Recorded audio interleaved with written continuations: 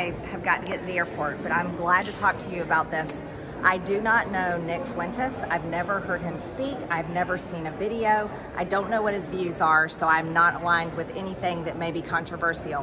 What I can tell you is I went to his event last night to address his very large following, because that is it's a very young following, and it's a generation I'm extremely concerned about. Now, first, I got to point out that it's hilarious how every time you catch these people red-handed, whether it be Marjorie Taylor Greene or Donald Trump explaining how they don't know who Nick Fuentes or any of these other people are, never heard of them, or people like Sam Bankman-Fried or, the heads of Wells Fargo, when they get put into the hot seat for, ripping people off of hundreds of millions or billions of dollars, it's always, oh, I didn't know. I had no clue.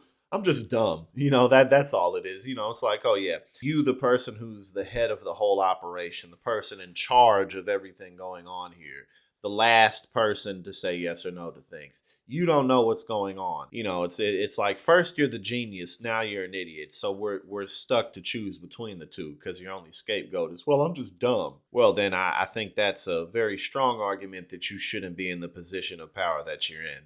If you ask me, I think that's really what that's a good argument for. It's a white nationalist group. Excuse me a minute. I'll tell you exactly why I went. I went to talk to them about America First policies, and I talked to them about what's important for our country going forward. Now, in regards to Russia, Putin is a murderer, and he should have never invaded Ukraine.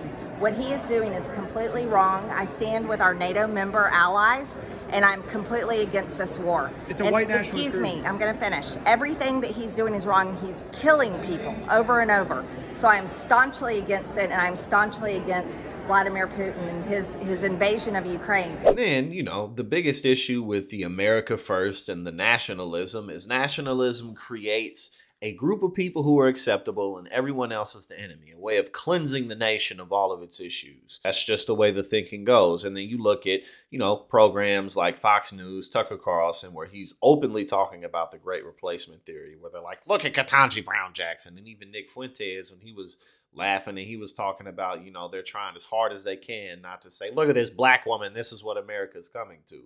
Even he called them out for not really being honest with their racism. It means, she's black. And if you're a white guy and you dream of becoming a Supreme Court justice, you're going to have to clerk for someone named Ketanji Brown Jackson. And so Charlie Kirk was like, he was like this close to saying, look at that black face. look at her black face and her name. That's what your country's going to look like. I mean, that's what this is all about. It's about all these people are flooding into the country who don't belong here. All these criminals, we need to put them in prison, whether that be just black people in inner city neighborhoods. That's what the politics of the right wing in this country is. People like Marjorie Taylor Greene don't hide it whatsoever. It's just that Nick Fuentes is so extreme that even Ben Shapiro, people like him are like, whoa now. Hey now, we may be going a little bit too far.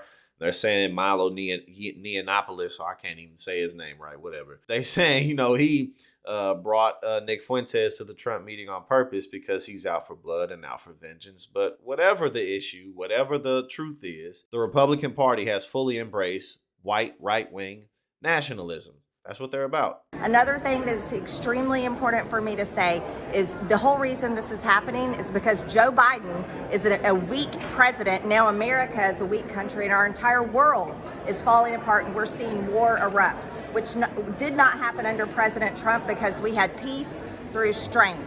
So this is something that we've got to really focus on. And I'm appalled at our country for putting America last this way, making us depend on China, Russia, and foreign countries for our critical supplies and our energy. Do you endorse Nick Fuentes' views? Excuse me. I don't know what his views are. I've never... He's a white nationalist. I do not endorse those views. And then literally the entire notion that, the war in Ukraine wouldn't have happened if Donald Trump was in office literally just comes from Donald Trump randomly saying that. It doesn't come from some, strong focus group where they really studied the ins and outs. No, it just came from Donald Trump saying it. And Marjorie Taylor Greene is still one of the people who's riding hardest for him, even though much of the rest of the Republican Party starting to turn on him because they see how big of a loser he's always been. But they see that going forward, they really just can't win with this guy. But Marjorie Taylor Greene, she's still fighting strong for him. Even though under Donald Trump, drone strikes continue to go up. I mean, the military-industrial complex really is not beholden to whatever president is in office. Obviously, the president,